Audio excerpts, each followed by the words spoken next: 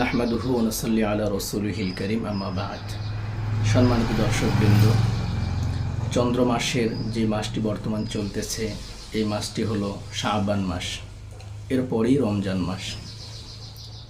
সম্মানিত দর্শকবৃন্দ, এই শাবান মাস নিয়ে আমাদের সমাজে অনেক কার্যকলাপ রয়েছে প্রচলিত, যেগুলো ভিত্তিহীন, যেগুলোর কোনো দলিল আদিল্লা কোরআন ও হাদিস থেকে পাওয়া যায় না।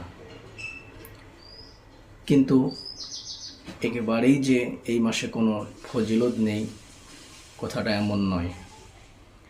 অবশ্যই সহিহ হাদিসের আলোকে এই মাসের কিছু ফজিলত রয়েছে।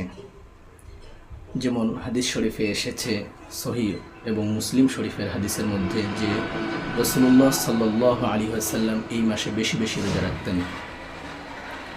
এবং অন্য হাদিসের মধ্যে বলা হয়েছে যে কানা ইয়াসুমু শাবানা ইল্লা কলিলা, যে তিনি অল্প কিছুদিন ব্যতীত পুরো মাস রোজা রাখতেন।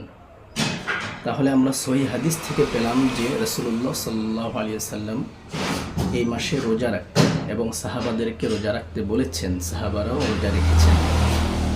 তো আমরা এই একটা কাজ পেলাম যে এই মাসে রাসূল সাল্লাল্লাহু আলাইহি ওয়াসাল্লাম তিনি রোজা রাখতেন।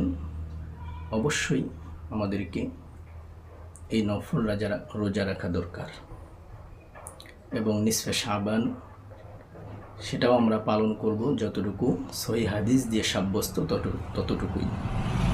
আল্লাহ রাব্বুল আলামিন আমাদেরকে তদুপরি আমল করার তৌফিক দান।